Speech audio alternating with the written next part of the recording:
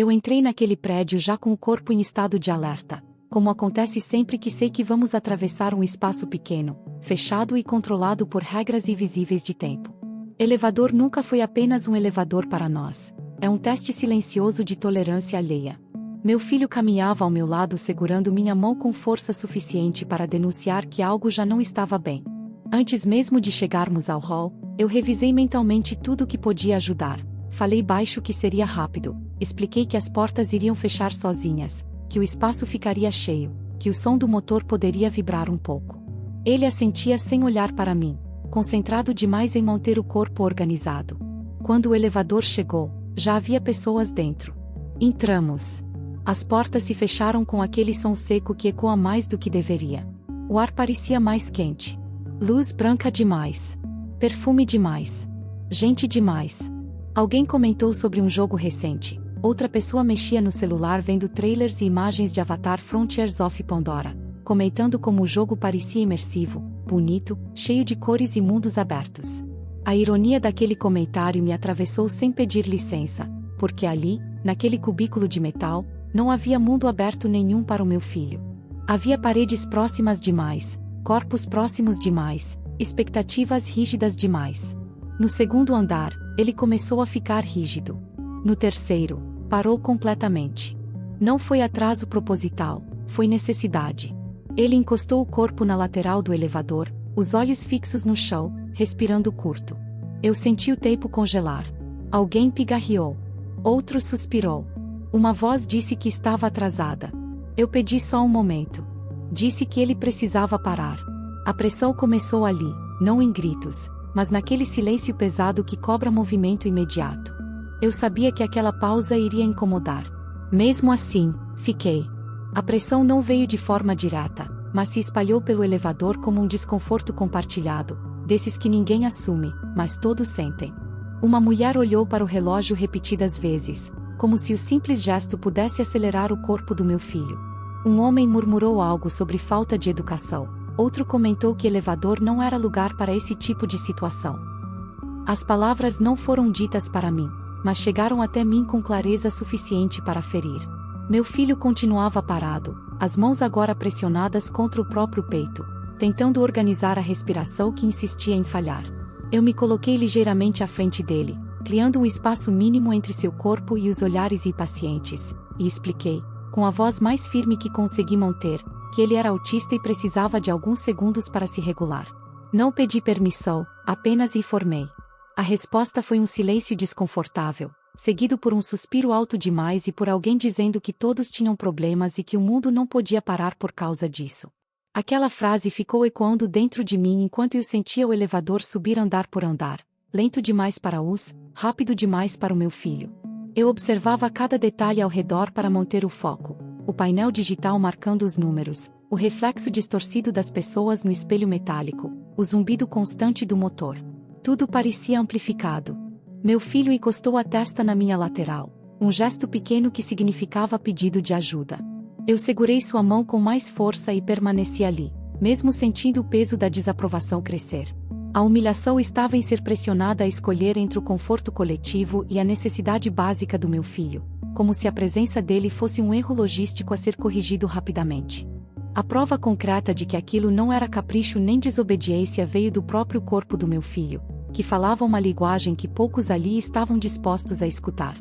Ele não chorou, não gritou, não tentou forçar passagem quando as portas ameaçaram se abrir no próximo andar. Ele apenas permaneceu parado, respirando como conseguia, os dedos tremendo levemente enquanto buscava um ponto de equilíbrio interno. Para quem não conhece, parece simples demais para ser sério. Para mim, era um esforço imenso acontecendo em silêncio. Eu descrevi em voz baixa o que estava acontecendo com ele, não como justificativa, mas como tradução. O som do motor vibrando no piso, a proximidade dos corpos, a luz refletindo no metal. Tudo isso se somava dentro dele como camadas que precisavam ser reorganizadas. Uma senhora mais velha inclinou a cabeça, observando com atenção, como se tentasse entender algo novo. Um adolescente parou de deslizar o dedo no celular, onde ainda apareciam imagens coloridas e expansivas de Avatar Frontiers of Pandora, e levantou os olhos para nós. Aquela transição brusca entre mundos abertos e aquele espaço fechado parecia materializar, sem palavras, a diferença entre o que é liberdade sensorial e o que é aprisionamento. O elevador parou em um andar intermediário e ninguém saiu. Ninguém entrou. O tempo se alongou de um jeito estranho. Meu filho expirou fundo, soltou o ar lentamente, repetiu o gesto. A mão dele encontrou a minha e apertou, não em desespero, mas como quem pede confirmação de presença. Eu respondi ficando. Permaneci firme, mesmo sentindo que aquela pausa nos expunha ainda mais. A cada segundo, ficava mais evidente que aquele corpo parado não era um obstáculo voluntário, mas uma prova viva de que existem limites que não se negociam com pressa. Algumas pessoas desviaram o olhar, outras passaram a observar em silêncio respeitoso. A realidade se impôs sem espetáculo, ele precisava parar para seguir.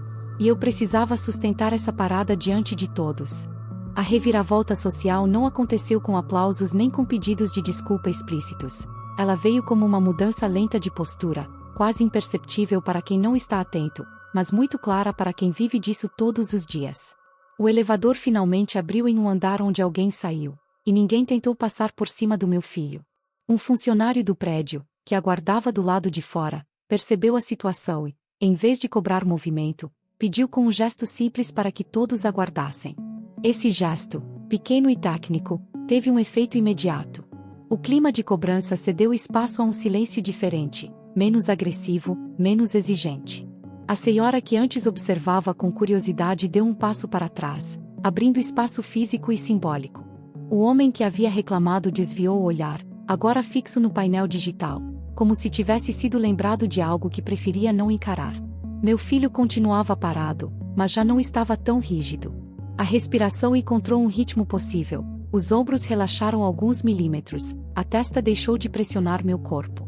Eu senti aquele momento como uma trégua conquistada sem negociação, apenas pela insistência em existir do jeito que somos.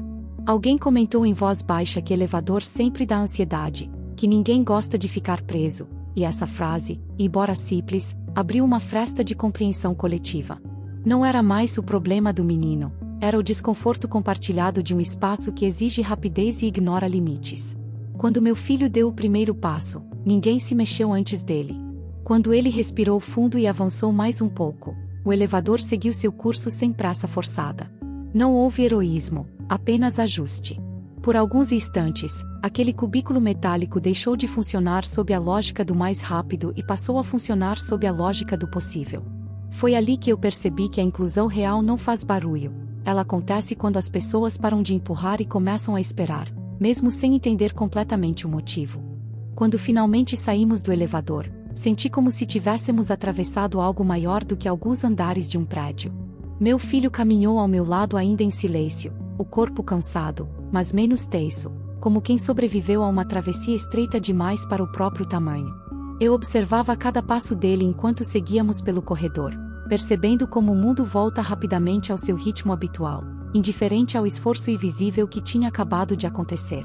As pessoas retomaram conversas, checaram mensagens, comentaram compromissos, como se aquela pausa nunca tivesse existido.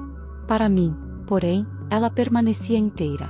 Pensei em quantas vezes mães como eu são pressionadas em espaços pequenos, em filas, em portas giratórias, em elevadores, sempre com a sensação de estar atrasando algo maior, quando na verdade estão apenas tentando garantir que seus filhos atravessem o dia sem se perderem de si mesmos. Meu filho segurou minha mão por alguns segundos a mais do que o normal, um gesto simples que dizia que ele ainda precisava de ancoragem, e eu fiquei ali, presente, sem apressar.